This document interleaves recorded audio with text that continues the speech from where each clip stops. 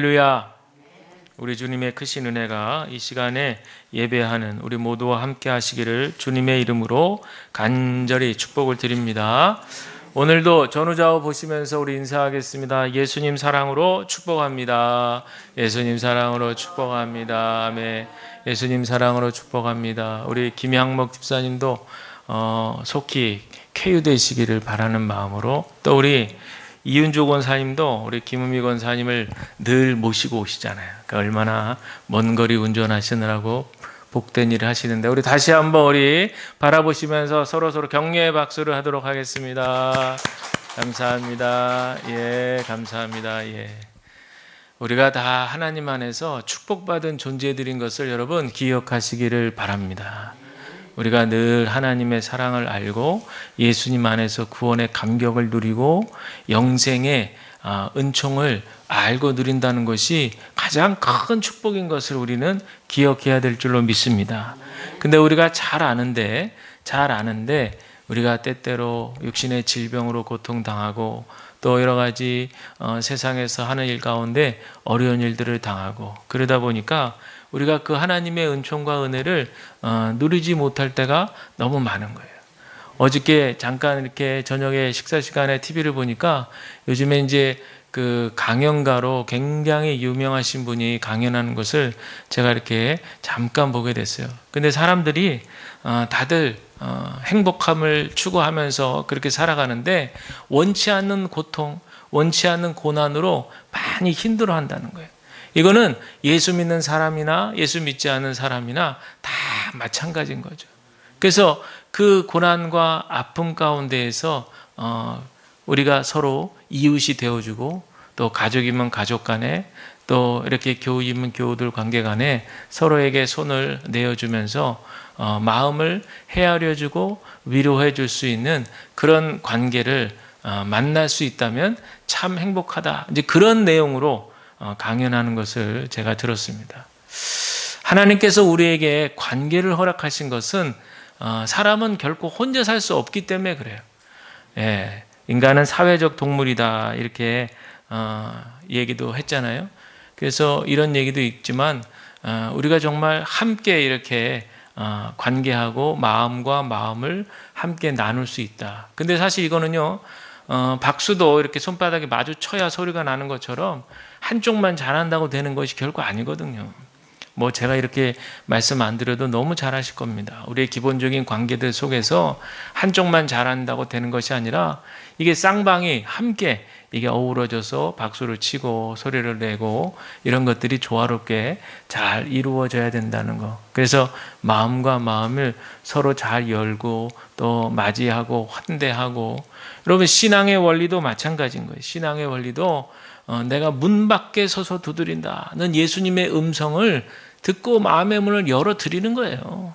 거기서 시작하는 겁니다. 다른 게 아니고 어려운 게 아니고 우리의 마음의 문 밖에서 두드리며 내가 너의 안에 거하기를 원하는 그 주님의 음성에 우리의 마음의 문을 활짝 열고 그분을 우리 안으로 들여 모시고, 그리고 우리 안에서 그분과 함께 생동감 있는 살아있는 생생한 그런 어떤 교제의 관계의 경험을 하는 것이 우리 신앙생활의 실제적인 삶이에요.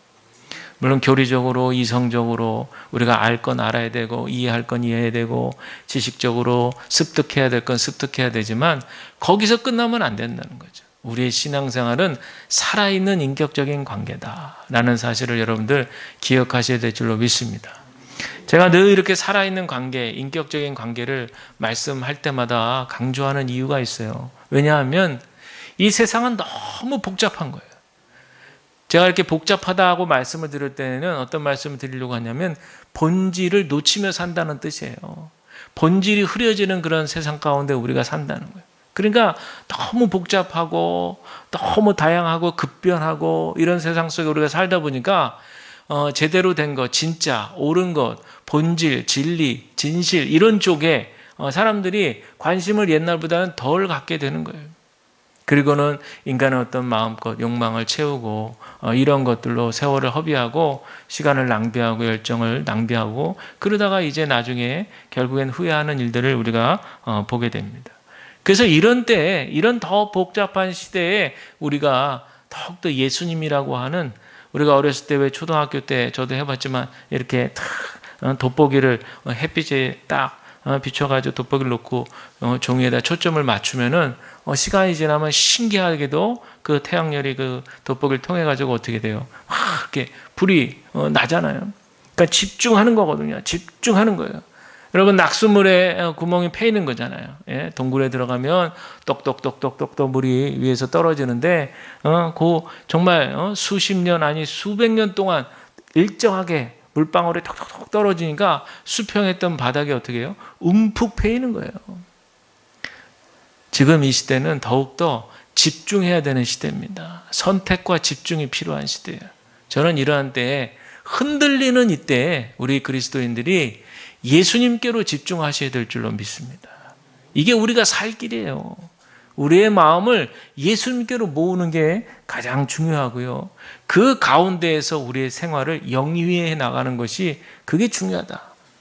즉 우리 삶의 주인을 내가 아니라 우리 예수님께로 치환, 바꾸는 작업을 여러분들 반드시 신앙 안에서 경험하셔야 될 줄로 믿습니다. 그래서 본질을 추구한 게 너무 중요해요. 코로나 이후에 많은 학자, 전문가들이 얘기하는 거예요. 교회들마다 주문하는 거예요. 이제 생존하는 교회는 어떤 교회냐? 본질을 추구하는 교회다. 이제는 이것저것 다 필요 없고 오직 본질을 추구하는 교회들만 남게 돼 있다는 거예요. 왜냐하면 하도 뭐 신천지니 뭐니 해서 이단들이 들끓고 말이죠. 세상에서는 진짜니 가짜니 막 이렇게 얘기하고 말이죠. 그러는 아주 혼탁한 세상 속에 있기 때문에 우리 주양교회는 더욱더 말씀과 또 진리이신 예수님께로 집중하는 그런 저와 여러분들, 우리 모두가 다 되시기를 간절히 축복을 드립니다.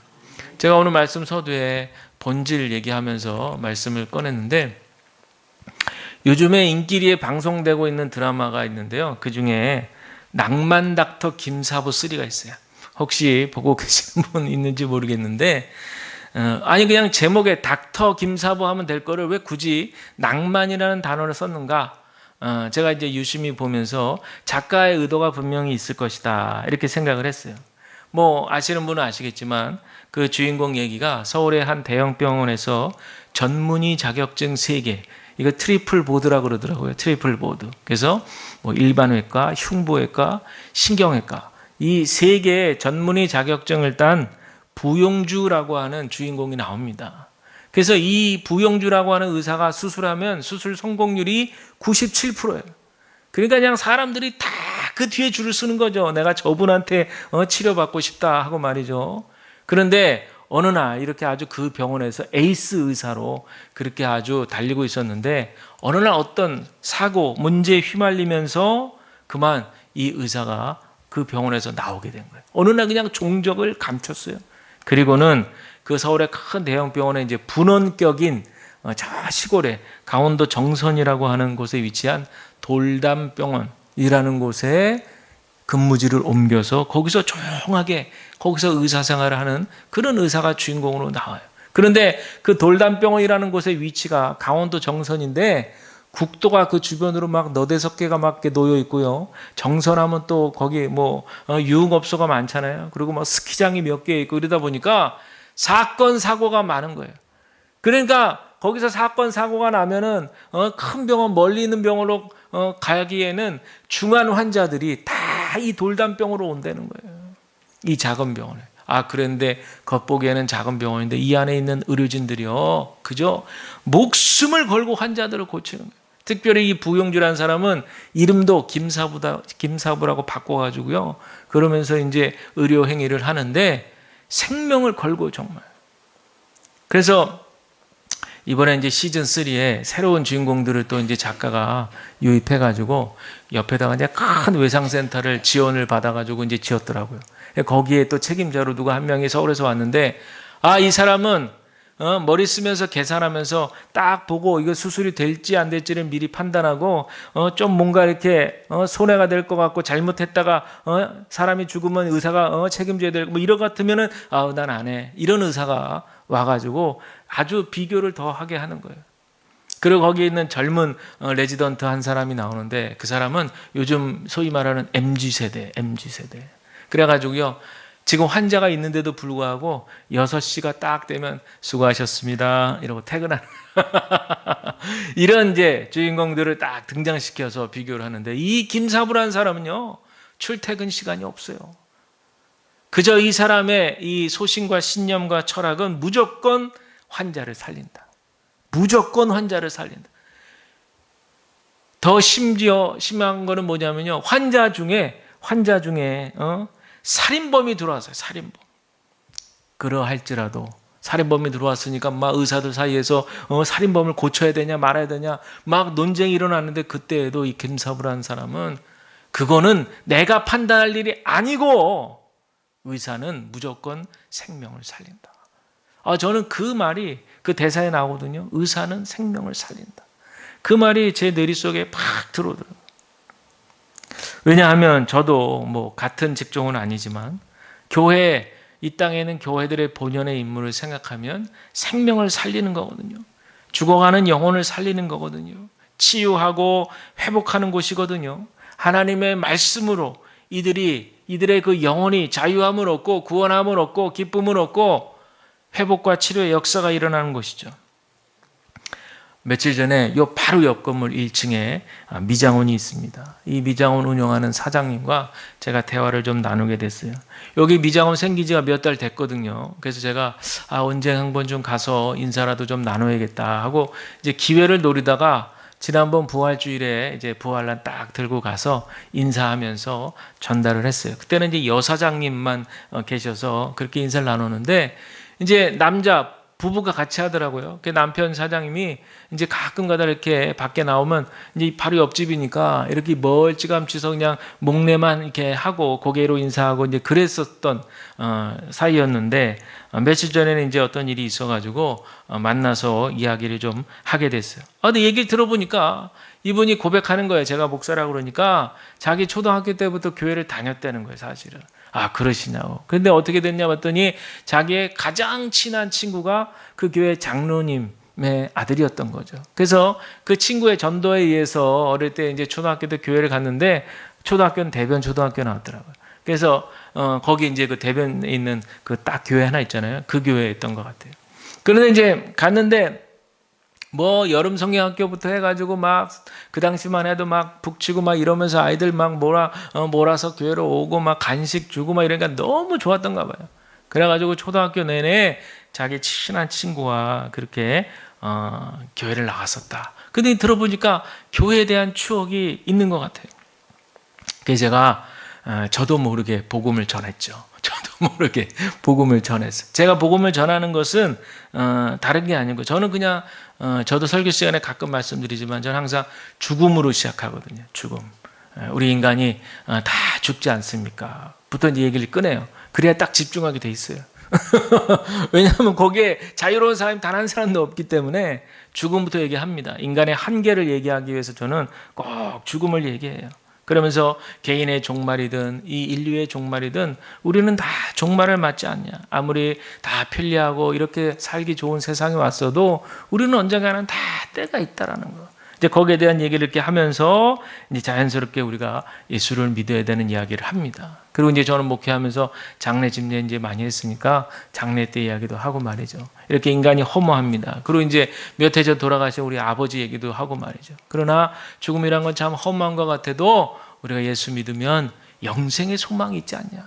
그러니까 저도 우리 아버지를 다시 만날 그날을 소망 중에 기다립니다. 뭐 이런 식으로 해가지고 그렇게 이야기를 했어요. 여러분, 제가 생각하는 전도는 이런 거예요. 뭐 물론 이렇게 전도 기술이 있어요.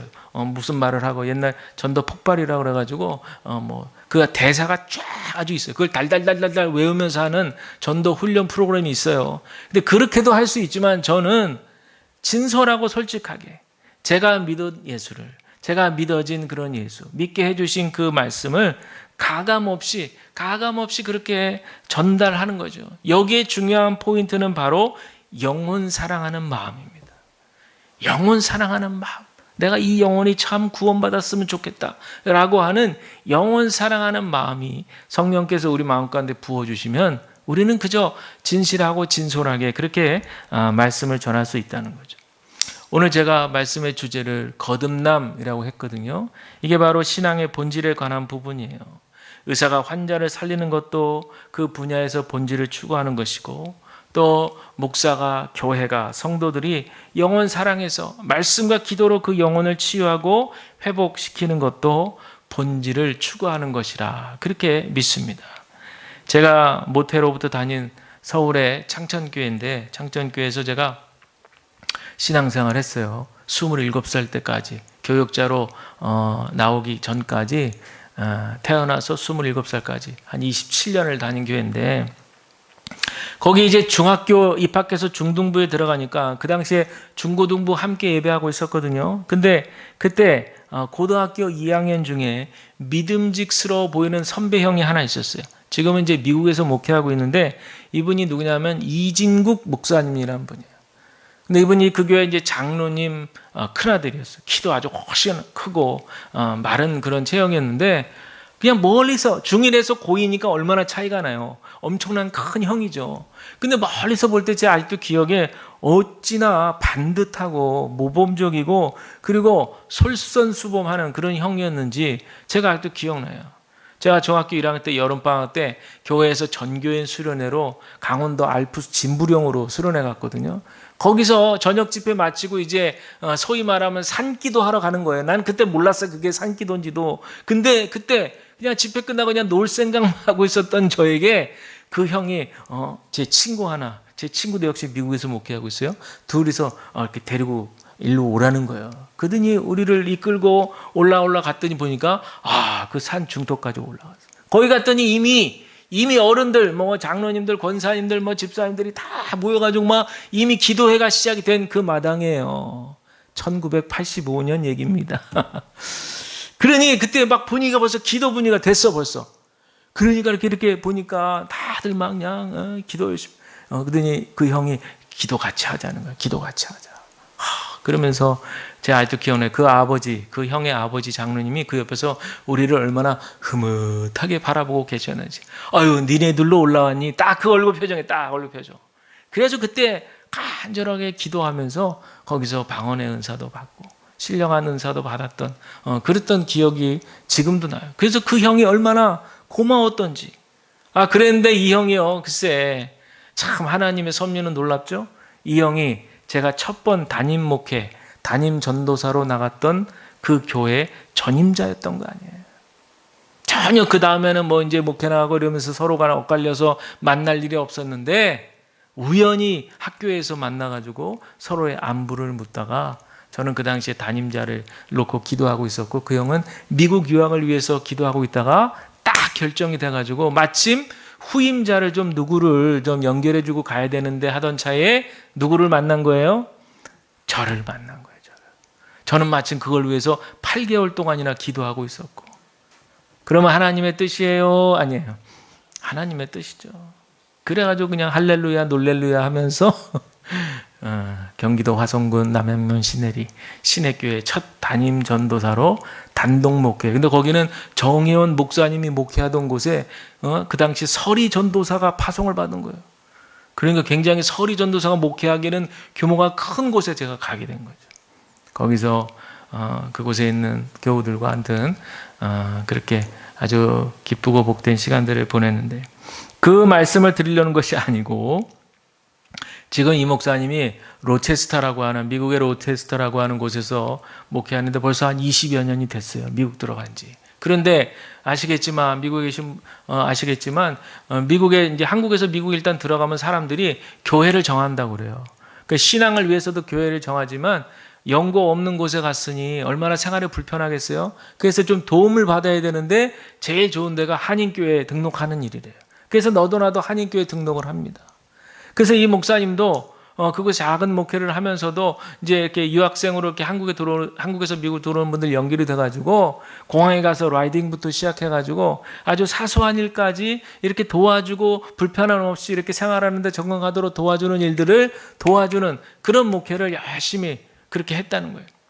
그런데 그런 목회만 해가지고는 한인교회가, 특별히 이민교회가 문제들이 많아요. 여러분들 들어보시겠지만 미국의 이민교회들이 분열이 많습니다. 그리고 그 한인 사회가 있기 때문에 그 한인 사회에서 일어난 문제가 교회 안으로 들어오기도 하고, 왜냐하면 이제 거기 있던 사람이 교회에 들어오니까 거기가 거기고 여기가 여기고 막 그런 거예요. 그러다 보니까 막 교회가 분열이 되고 쪼개지고 막 이런 일들이 미국에는 많이 일어난다고 그래요. 그래서 이 목사님은 어떤 생각을 했냐면, 나는 말씀으로 영혼을 살리는 목회를 해야겠다. 그래가지고 제자 훈련 목회를 시작한 거예요. 그래가지고 지금까지도 이분이 제자 훈련 목회를 하면서 한 영혼 한 영혼을 그렇게 말씀으로 그리스도인으로 좀 세워야겠다는 그런 목회의 분명한 철학을 가지고 그렇게 교인들을 양육했더니, 지금 거기 특별히 이제 유학생들이 많이 오는 교회이기 때문에 젊은이들이 많이 모이는 그런 교회가 된 거예요. 근데 이 목사님은 20여 년 동안 그저 그냥 한 우물만 파고 그랬던 거예요. 저도 이제 목회 여정 속에 제자 훈련 목회를 오래 했고, 또 이곳에 왔을 때도 우리 청년들, 장로님 딸 청년들, 우리 권사님들도 제자 훈련했던 기억이 납니다. 무려 우리 박 권사님도 제자 훈련 받으셨어요. 그 고령의 나이에도 제자 훈련 받았어요. 근데 사실 이게요, 제자 훈련 목회가 시간도 많이 투자해야 되고 체력적으로도 많이 소모가 돼서 이거 예배 왜 이런 것까지 꼭 해야 되나 고민도 해보게 되지만, 결국으로는 말씀으로 거듭나는 일이기 때문에 소중해서 하게 되는 거예요. 물론 코로나 지나면서 지금은 이제 성경 필사로 제가 조금 전환하긴 했지만, 어쨌든 그 정신은 같은 거예요. 그저 외형적인 그런 부흥, 성장 이것만 추구하는 것이 아니라, 중요한 거는 몇 사람이 모이더라도 그 한 영혼 한 영혼이 정말 말씀 앞에서 거듭났느냐 안 났느냐. 여러분, 이것이 바로 우리 신앙의 본질인 것을 기억하셔야 될 줄로 믿습니다. 오늘 봉독한 말씀 이렇게 시작합니다. 제가 새 번역판으로 읽어드릴게요. 여러분은 다시 태어났습니다. 그것은 썩을 씨로 그렇게 된 것이 아니라 썩지 않을 씨 곧 살아계시고 영원하신 하나님의 말씀으로 그렇게 되었습니다. 그랬어요. 이 말씀 바로 앞구절과 이제 연결이 되는 말씀인데요. 당시에 초대교회가 로마의 핍박과 박해 속에서 그리스도인들이 견디다 못 견뎌가지고 배교하는 일들이 막 생기는 거죠. 그래가지고 막 넌 배교해, 나는 아직 신앙 지켜, 막 이러면서 서로 간에 그냥 마음이 힘들어지고, 그러니까 막 원망한 일이 생기죠. 그러다 보니까 다툼이 일어나는 거예요. 그리고 배교는 안 했을지라도 막 신앙이 흔들려. 쟤도 배교했는데 나라고 내가 뭐 힘이 있나? 뭐 이러면서 나도 그렇게 배교할까 말까 막 고민하는 사람들. 이렇게 막 다양한 이렇게 사람들이 있으니까, 이런 형제 자매들을 어떻게 하면 우리가 믿음 안에서 다 포용하고 사랑할 수 있을까요? 이런 거에 대해서 사도 베드로가 명확하게 말씀하고 있어요. 여러분, 현대에 와서도요, 많은 교회들, 아까도 미국 교회 잠깐 말씀드렸지만 문제가 생기고 분열이 일어나는 이유들 중에 하나인데, 저는 본질적으로 하나님께서 우리에게 주시는 그 말씀을 레마의 말씀으로 붙들어야 된다라고 믿어요. 그렇지 않고 머리로만 말씀을 받고 휙 지나가고 교리적으로만 신앙생활을 하게 되면, 이게 머리로서 내 판단, 이성이 더 앞서게 되면요, 하나님의 말씀으로 움직여지질 않는 거예요. 하나님의 말씀이 나에게 붙들려서 레마의 말씀, 주관적인 말씀이 되면, 로고스인 객관적인 말씀이 주관적인 레마의 말씀이 되어서 내 가슴속에 마음속에 꽉 박히면, 그 말씀이 살았고 운동력이 있어가지고 우리 인격 속에서 우리를 인도하고 우리와 함께 동행하는 거예요. 그러다 보면 그 말씀이 우리의 생각까지도 다 바꿔주게 되고, 하나님께서 원하시는 참되고 온전한 뜻이 무엇인지를 깨달아 알 수 있게 되는 거거든요. 제가 한번 말씀드렸지만 묵상의 원리가 중요하다. 여러분 항상 기억하세요. 소가 4번 되새김질한다. 말씀을 묵상하는 원리도 이와 같다고 그랬잖아요. 이게 우리 삶 가운데 일상화가 되어야 되는 거예요.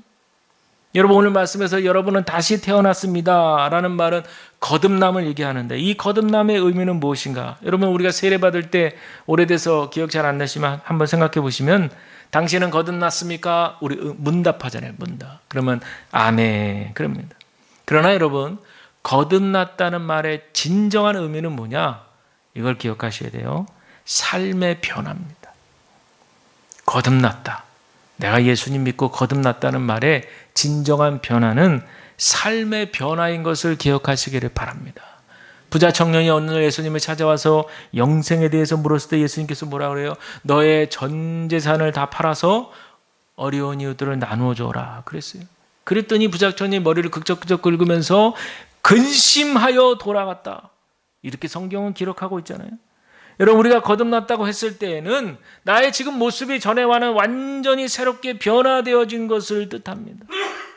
우리가 예수를 믿어도 몇십 년을 믿어도 만약에 이전과 이후의 삶의 말이나 행동과 변화가 없다면 이것은 우리가 한번 진지하게 생각해 보아야 된다라는 거예요.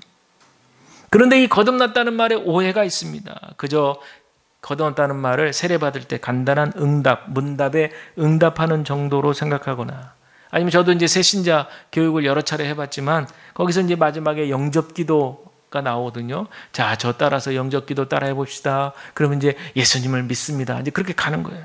근데 거기 고백이 정말 그 따라하는 분의 진정한 고백인지, 아니면 그냥 하래니까 그렇게 그냥 따라하게 되는 피상적인 고백인지 알 수 없어요. 또 성령의 은사를 강조하는 그런 교회에서는 성령 세례 받지 않으면 당신 거듭난 거 아니야, 이렇게 아예 그냥 다 결정해 버리기도 하고. 그러나 이런저런 모든 것들이 다 거듭남을 설명할 수 있지만 거듭남의 본질은 아닙니다. 여러분, 거듭남은 변화하는 거예요. 거듭남은 삶이 변하는 겁니다. 거듭남은 우리의 말과 행동이 바뀌는 거예요. 여러분, 이 사실을 우리가 꼭 기억해야 될 줄로 믿습니다. 성서학자 매튜 헨리는 뭐라고 그랬냐면, 우리의 태어남이 삶의 시작이라면 거듭남은 방향과 목적을 바꾸어 새롭게 시작하는 것이라고 그랬어요. 이 말은 다른 말로 하면 낡은 건물을 그저 수선하는, 우리로 치면 리모델링하는 정도가 아니라 아예 기초부터 다시 시작하는 것이라는 거예요. 여러분, 수선은 그야말로, 리모델링은 뼈대는 남기고 안만 이렇게 싹싹싹 바꾸는 거잖아요. 건축은 다른 거죠. 완전히 부수고 다시 지어 올리는 것이 건축입니다. 이 부분에서는 제가 할 말이 많죠. 우리 건축할 때 제가 모든 과정을 봤기 때문에, 처음에 이 땅을 구입했을 때 이 땅이 울퉁불퉁 얼마나 풀들이 많이 있었고, 이런 데다 집을 어떻게 지어? 그럴 정도로 그저 버려진 땅 같았던 거 아니에요? 그런데 장비가 와서 쫙 고르고 말이죠. 평평하게 만들고 파고 말이죠. 그리고 나서 어떻게 합니까? 설계도에 따라서 배수관, 오수관 다 정화조 이런 거 다 묻을 때 묻고 다 확보하고 말이죠. 그리고 제일 중요한 건 뭐예요? 기초를 세우는 거예요. 꽉 기초를 그냥 꽉 박는 거죠. 그냥 사방에 딱 기초를 박습니다. 그리고 이게 흔들리지 않기 위해서 어떻게 합니까? 콘크리트를 붓는 거죠. 쫙 부는 거죠. 얼마나 많이 붓는지 몰라요. 그래가지고 그것이 마를 때까지 3, 4일은 아무 작업도 하지 않고 그저 뭐예요? 기다리는 거예요. 기다려. 무조건 기다리는 거예요. 왜 기다려요? 이 기초가 절대 흔들리면 안 되니까. 이 기초가 흔들리면 집이 흔들리는 거니까 굉장히 그 부분에서 신중하게. 그래서 저도 그 과정을 봤습니다마는, 그러고 났더니 지난 수년간 제가 여름을 몇 해 이렇게 보냈지만, 우리가 큰 태풍을 맞았을 때에도 건물이 약간 흔들린 적은 있어도 큰 그런 어떤 피해가 있었던 적은 전혀 없었던 거죠. 왜 그래요? 기초가 튼튼하니까. 여러분, 거듭났다는 말은 우리 속에 남아있는 옛 자아의 죄된 습관들을 다 뿌리째 뽑아버리고 말이죠. 다 땅을 고르듯이 정리하듯이 다 뿌리째 버리고 그 위에 예수님과 함께 완전히 새로운 것을 세우는 것입니다. 그래서 이 거듭이라고 하는 말의 헬라어 의미를 따져보면 위로부터라고 하는 의미가 있어요. 위로부터. 무슨 말입니까? 여러분, 우리가 거듭나려면 위로부터의 은혜가 필요하다는 거예요. 내 스스로 우리의 힘으로 거듭나여지는 것이 아니라 위로부터 임하는 하나님의 은혜가 우리에게 전달될 때, 말씀을 통해서 성령께서 우리에게 은혜를 주실 때, 그때 우리 삶에 거듭나는 일이 일어나게 될 줄로 믿습니다. 그러면 이 위로부터의 은혜가 우리에게 임하면 어떤 일이 벌어지는가? 오늘 본문 24절과 25절은 참 우리가 많이 애독하는 말씀이죠. 장례식 때 많이 애독하는 말씀인데 한번 읽어볼까요? 시작. 그러므로 모든 육체는 풀과 같고 그 모든 영광은 풀의 꽃과 같으니 풀은 마르고 꽃은 떨어지되 오직 주의 말씀은 세세토록 있도다 하였으니 너희에게 전한 복음이 곧 이 말씀이니라. 아멘. 끝에 부분을 메시지판이라고 하는 번역판으로 읽어두면 이렇게 돼요. 이 말씀이 여러분 안에서 새 생명을 잉태했습니다. 무슨 말이냐? 위로부터 은혜가 임하면 어떤 일이 벌어지느냐? 인간의 한계와 절망을 깨닫게 해준다는 거예요. 인간이 모든 걸 다 할 수 있을 것처럼 생각했던 그 교만한 마음이 다 꺾인다는 거예요. 그리고 인간은 한계가 있다.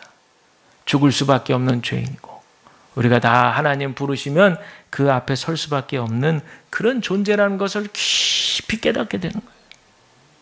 그런 일이 벌어질 때 바로 그때 그 안에서 새로운 생명이 잉태되는 거예요. 역설적인 거죠. 한계를 깨달으니까 새로운 역사가 일어나는 거예요.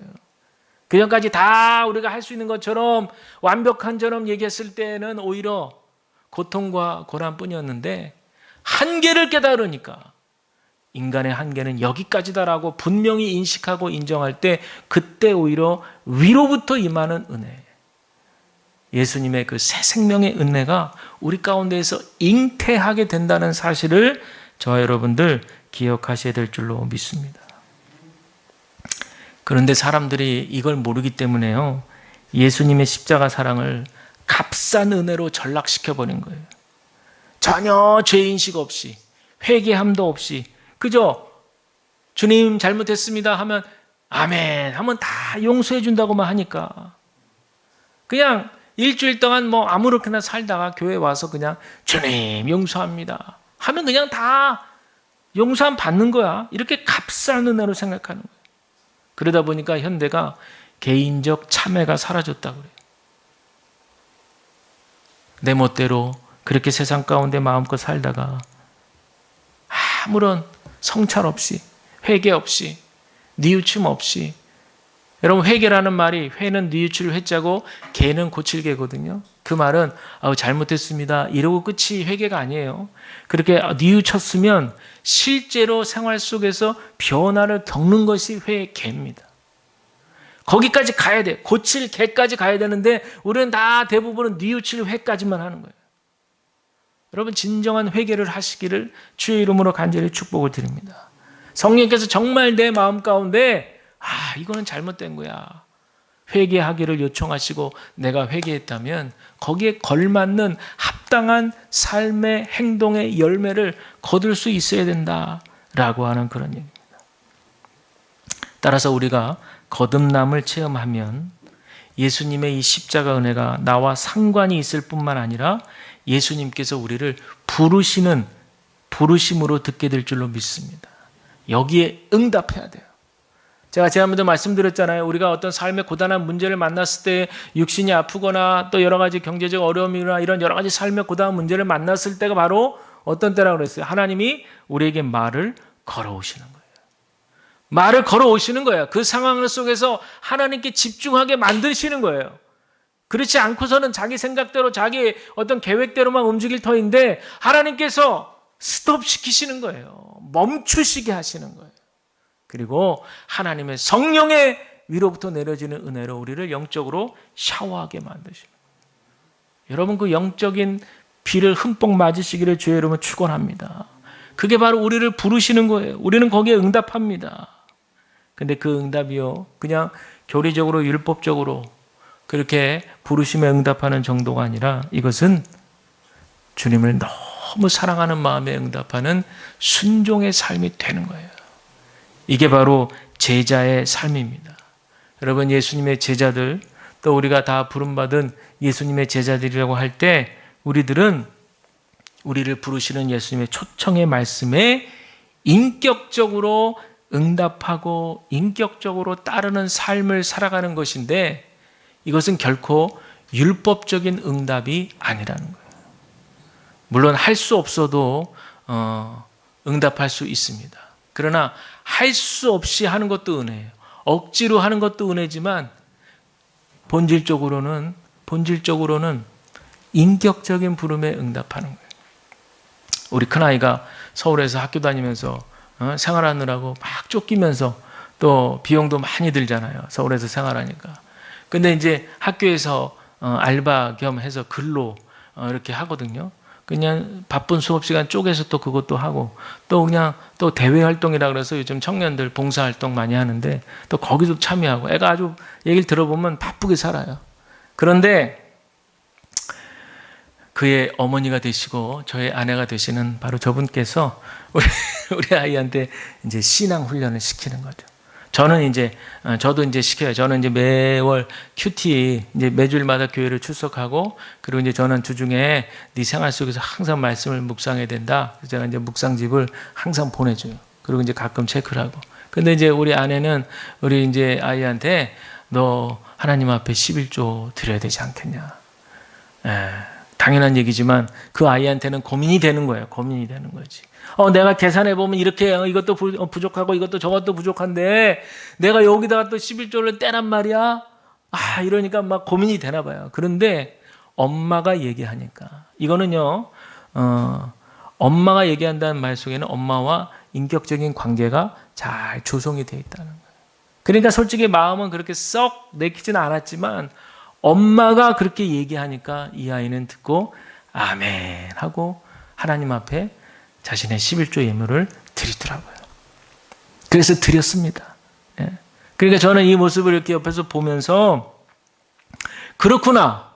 우리가 하나님 앞에 순종하는 것이 기쁨으로 하나님 언제든지 불러주세요 하면서도 순종할 수 있지만 때로는 이렇게 억지로 정말 힘들게 어렵게 정말 생각하고 또 생각하고 해서 하는 순종도 있지만 하나님께서는 그런 순종도 기뻐하신다는 사실을 저와 여러분들은 기억하셔야 될 줄로 믿습니다.